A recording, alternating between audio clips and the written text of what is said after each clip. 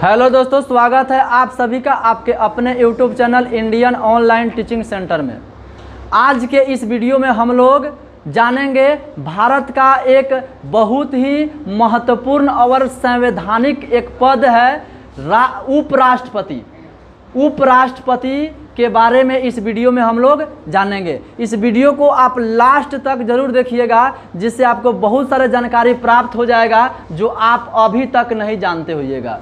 तो चलिए देर ना करते हुए वीडियो का हम लोग शुरुआत करते हैं। उपराष्ट्रपति का चुनाव कैसे होता है और भारत के उपराष्ट्रपति यानी कि vice president of India, Bharat के उपराष्ट्रपति, अंग्रेजी में बोलते हैं उपराष्ट्रपति को वाइस प्रेसिडेंट, यानी कि इंडिया के वाइस प्रेसिडेंट का इलेक्शन कैसे होता है। तो सबसे पहले हम लोग जानेंगे कि उपराष्ट्रपति से संबंधित हमारे भारतीय संविधान में अनुच्छेद क्या कहती है, कौन कौन सा अनुच्छेद में क्या क्या है।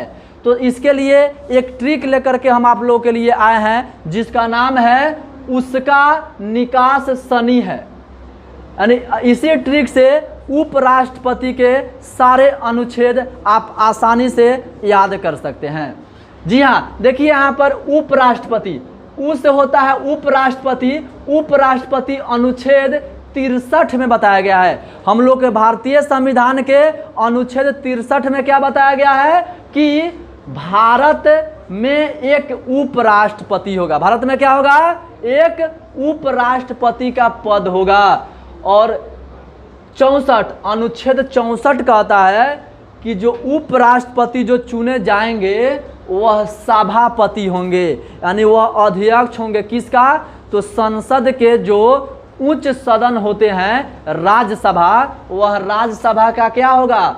सभापति होंगे, यानी राज्यसभा के वे अध्यक्ष होंगे। वे राज्यसभा क्या करेंगे? अध्यक्षता करेंगे। जिस प्रकार से लोकसभा के अध्यक्ष, लोकसभा अध्यक्ष जिसको हम लोग स्पीकर कहते हैं, जो वर्तमान में अभी क्या है?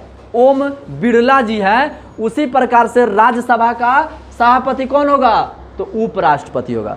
तो 63 कह रहा है कि हम लोग देश के लिए एक उपराष्ट्रपति का पद होगा, और 64 बता रहा है क्या होगा कि जो उपराष्ट्रपति चुने जाएंगे वह क्या होंगे? वह राज्यसभा सदस्य का जो सभापति होगा। अगला है कार्य। 65 में, अनुच्छेद 65 में उपराष्ट्रपति के कार्यों की चर्चा की गई है। उपराष्ट्रपति राष्ट्रपति के अनुपस्थिति में उनके कार्यभार को क्या कर सकता है? संभाल सकता है। उसके बाद में अनुच्छेद 66 बताता है कि उपराष्ट्रपति का चुनाव कैसे होगा, निर्वाचन कैसे होगा, इलेक्शन कैसे होगा। तो निर्वाचन इनका कैसे होगा? तो इनका निर्वाचन होगा कि लोकसभा और राज्यसभा, यानी संसद के दोनों सदन के निर्वाचित और मनोनीत सदस्य वोट दे करके क्या करेंगे? उपराष्ट्रपति को चुनेंगे। इसके पिछले वीडियो में मैंने बताया था कि राष्ट्रपति के चुनाव में कौन कौन वोट देते हैं, ठीक है। तो वहाँ पर तो क्या था? वहाँ पर था राष्ट्रपति के चुनाव में जितने भी राज्य के विधायक है वो सब वोट दे सकते हैं। लोकसभा और राज्यसभा के निर्वाचित सदस्य वोट दे सकते हैं। लेकिन यहाँ पर उपराष्ट्रपति के चुनाव में सिर्फ और सिर्फ संसद के दोनों सदन, राज्यसभा या लोकसभा के निर्वाचित और मनोनीत दोनों सदस्य इसका वोट कर सकते हैं और निर्वाचित करके उपराष्ट्रपति चुन सकते हैं। आगे है कार्यकाल। उपराष्ट्रपति का कार्यकाल कितने दिनों का होता है? 5 साल के लिए होता है। एक सवाल आप जरूर याद रखिएगा कि राज्यसभा सदस्य का कार्यकाल कितने साल का होता है? 6 साल का होता है। राज्यसभा सदस्य का कार्यकाल कितने साल का होता है? 6 साल का। लेकिन उसी राज्यसभा का जो सभापति होता है, जो उपराष्ट्रपति होता है, उसका कार्यकाल कितने दिनों का होता है? मात्र 5 साल का ही होता है। राष्ट्रपति का भी कार्यकाल कितना दिनों का होता है? 5 साल का ही होता है। प्रधानमंत्री जी का भी कार्यकाल कितना दिनों का होता है? 5 साल का ही होता है, ठीक है। आगे है समय, यानी अनुच्छेद 68 बोलता है कि अनुच्छेद 68 के अनुसार समय से पहले राष्ट्रपति का निर्वाचन कर लिया जाता है। यानी राष्ट्रपति, यदि जो उपराष्ट्रपति का जो पद होता है वह समाप्ति के समय से पहले ही इसका क्या कर लिया जाता है? निर्वाचन कर लिया जाता है। शपथ। शपथ क्या है? अनुच्छेद 69 में उपराष्ट्रपति के शपथ के बारे में बताया गया है। उपराष्ट्रपति को शपथ कौन दिलाता है? तो राष्ट्रपति दिलाता है। राष्ट्रपति को शपथ कौन दिलाता है? तो chief justice of India, Bharat के सुप्रीम कोर्ट के मुख्य न्यायाधीश, और उनका अनुपस्थिति में कोई वरिष्ठ न्यायाधीश भी दिला सकता है। और उसी प्रकार से आप देखिएगा तो मुख्यमंत्री का शपथ कौन दिलाता है? तो राज्यपाल दिलाता है। इस प्रकार आगे निर्वाहन 70 में दिया है, उनके अनुच्छेद 70 में उपराष्ट्रपति के निर्वाहन का चर्चा किया गया है। और अनुच्छेद 71 बताता है कि राष्ट्रपति और उपराष्ट्रपति के चुनाव से संबंधित अगर किसी प्रकार का कोई विवाद उत्पन्न होता है तो उसको कहाँ सुलझाया जाएगा? सुप्रीम कोर्ट में। सुप्रीम कोर्ट कहाँ है? तो हम लोग का सुप्रीम कोर्ट कहाँ है? दिल्ली में। पटना क्या है? हम लोग का हाई कोर्ट है, उच्च न्यायालय है। और सर्वोच्च न्यायालय सुप्रीम कोर्ट कहाँ है? दिल्ली में है। ठीक है, तो सबसे पहले हम लोग कहाँ जाते हैं? जिला कोर्ट जाते हैं। जिला कोर्ट के बाद में उच्च न्यायालय पटना, और वहाँ पर भी नहीं होता है तो सुप्रीम कोर्ट यानी कि सर्वोच्च न्यायालय दिल्ली में। तो यहाँ पर हम लोग भारत के उपराष्ट्रपति से संबंधित अनुच्छेद के बारे में समझ लिए।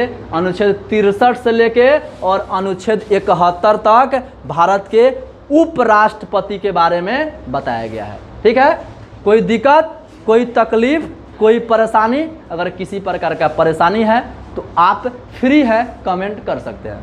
आगे चलिए, उपराष्ट्रपति पद के लिए योग्यताएं।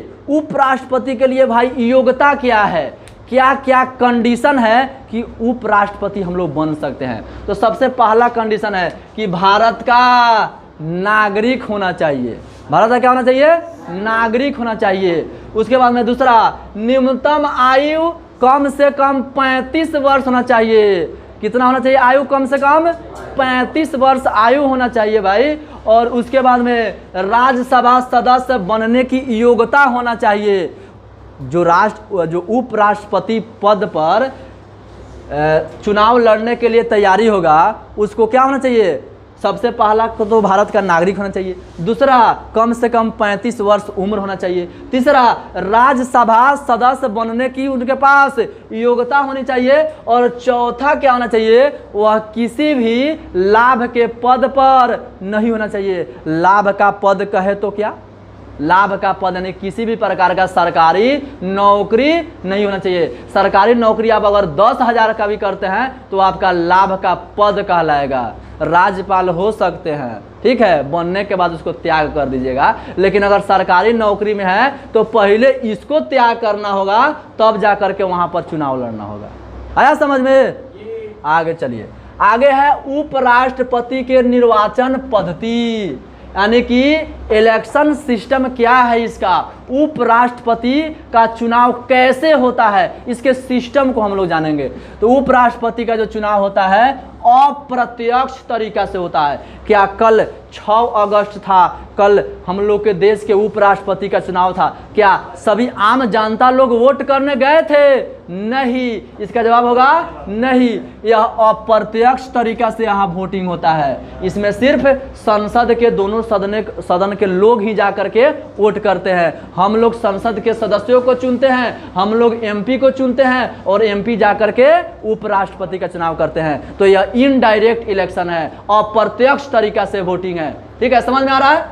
आगे, एकल संक्रमणीय गुप्त अनुपातिक प्रणाली पद्धति द्वारा वोट होता है। हम लोग यहाँ पर वोट देते हैं मुखिया को, विधायक को, एमपी को, तो हम लोग एक व्यक्ति को वोट देते हैं। ठीक है, किसी एक पर हम लोग ईवीएम पर हम लोग बटन को दबाते हैं, किसी एक बैलेट पेपर पर हम लोग मुहर मारते हैं। लेकिन उपराष्ट्रपति या राष्ट्रपति का चुनाव होता है तो उसमें आपको क्या किया जाता है?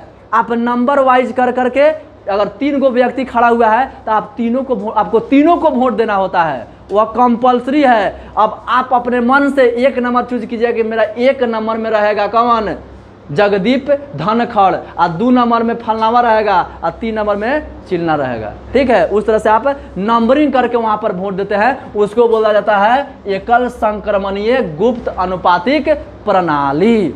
आगे है, इसमें आपको चाहिए 20 गो कम से कम अनुमोदक। कितना अनुमोदक चाहिए? 20 गो अनुमोदक और 20 गो प्रस्तावक।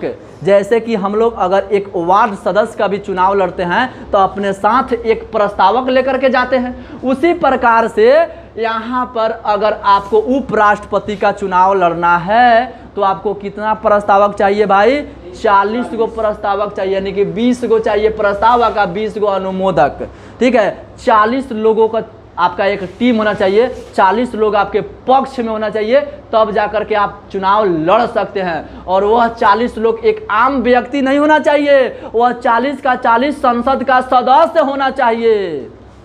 आगे इसमें वोट कौन कर सकते हैं? तो संसद के दोनों सदनों के निर्वाचित एवं मनोनीत, निर्वाचित यानी कि जो इलेक्टेड जो एमपी होंगे और जो नॉमिनेटेड एमपी होंगे, दोनों वोट कर सकते हैं। इलेक्टेड मतलब जिसका हम लोग निर्वाचन किए हैं, और नॉमिनेटेड मतलब जिसको राष्ट्रपति अपना मन से बैठाया है, उसको नॉमिनेटेड कहते हैं, मनोनीत सदस्य मन से।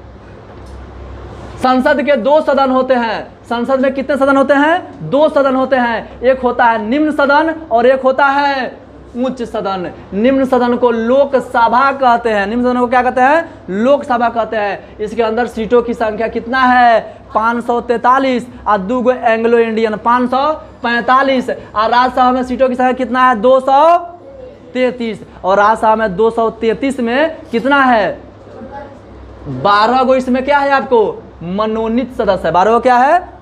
मनोनीत सदस्य है। और इसमें 2 गो क्या है? मनोनीत सदस्य है। तो 12 2 14 गो मनोनीत सदस्य है। तो इस उपराष्ट्रपति के चुनाव में मनोनीत सदस्य वोट दे सकते हैं, यानी निर्वाचन प्रक्रिया में भाग ले सकते हैं। लेकिन यही राष्ट्रपति के जब चुनाव होता है तो वहां पर मनोनीत सदस्य भाग नहीं लेता है। समझ में आ रहा है? तो टोटल यहाँ पर क्या हुआ? 788 गो क्या है? संसद है। एमपी कितने हैं? 788 है, यानी मेंबर ऑफ पार्लियामेंट, राज्यसभा के सदस्य और लोकसभा के सदस्य। अब भारत के राष्ट्रपति से संबंधित कुछ हम और महत्वपूर्ण तथ्य को जानते हैं। तो भारत के प्रथम उपराष्ट्रपति कौन थे? तो भारत के प्रथम उपराष्ट्रपति थे डॉक्टर सर्वपल्ली राधाकृष्णन। डॉक्टर सर्वपल्ली राधाकृष्णन, जिनका जन्म हुआ था 5 सितंबर को। और उन्हीं के जन्म दिवस पर हम लोग क्या मनाते हैं?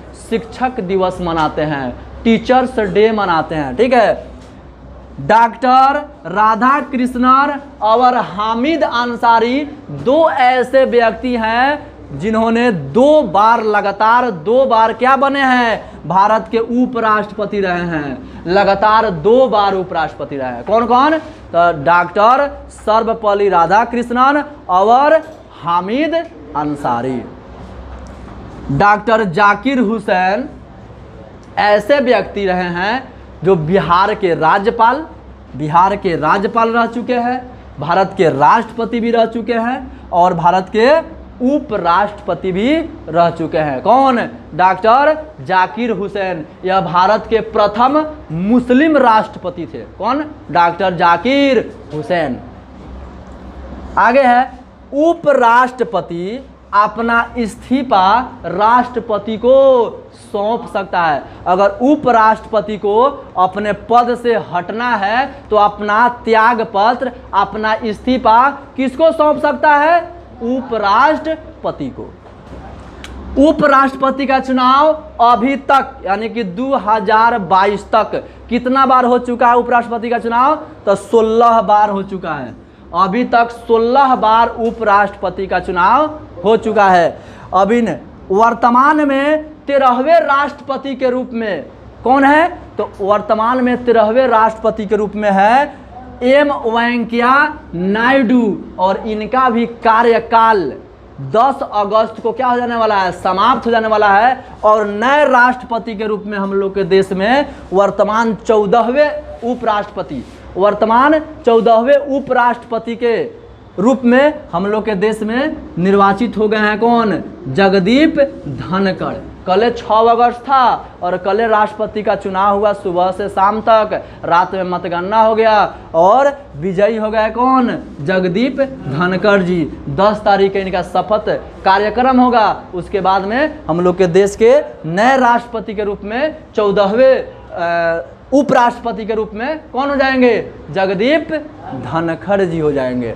अभी जो उपराष्ट्रपति का चुनाव हुआ है तो जगदीप जो धनखड़ जी का नाम आ रहा है, यह कौन है? तो यह एनडीए के तरफ से यह उम्मीदवार बनाए गए थे, यानी मोदी जी के तरफ से यह उम्मीदवार घोषित किया गया था। और इनका जन्म हुआ है 18 मई 1951 ईस्वी को। यह 71 साल का व्यक्ति है और इनका जन्म हुआ है कीठाना गांव, जो झुंझुनू जिला में पड़ता है, राजस्थान राज्य में। किस राज्य के हैं? यह राजस्थान के हैं। और यह वर्तमान में क्या थे? पश्चिम बंगाल के राज्यपाल थे और अभी 14वें उपराष्ट्रपति के रूप में हम लोग के देश में चुने गए हैं। और इनके विपक्ष में जो एक महिला थी, वह विपक्ष के तरफ से इनको उम्मीदवार बनाया गया था। उनका नाम था मार्गरेट अलवा। ये मार्गरेट अलवा कौन थी? तो इनका जन्म हुआ है 14 अप्रैल 1942 ईस्वी को कर्नाटक में। यह एक 80 वर्षीय यह एक महिला है और इनके पूर्व में गोवा, राजस्थान, उत्तराखंड और गुजरात का राज्यपाल भी रह चुकी है। और एक इम्पोर्टेंट तथ्य कि अभी तक रिकॉर्ड है कि भारत में कोई भी महिला क्या हुआ है? महिला उपराष्ट्रपति नहीं बनी है। अभी तक भारत में कोई भी महिला उपराष्ट्रपति नहीं बनी है। लेकिन हम लोग के देश के महिला राष्ट्रपति में अगर देखा जाए तो प्रथम महिला राष्ट्रपति श्रीमती प्रतिभा देवी सिंह पाटिल और दूसरी महिला राष्ट्रपति के रूप में कौन है? श्रीमती द्रौपदी मुर्मू, जो अभी वर्तमान में भी है। अगर यह वीडियो आपको पसंद आया है तो लाइक ज़रूर कीजिए, चैनल पर नए हैं तो सब्सक्राइब कीजिए और अपने दोस्तों के साथ शेयर कीजिए। मिलते हैं फिर नेक्स्ट वीडियो में, तब तक के लिए जय हिंद।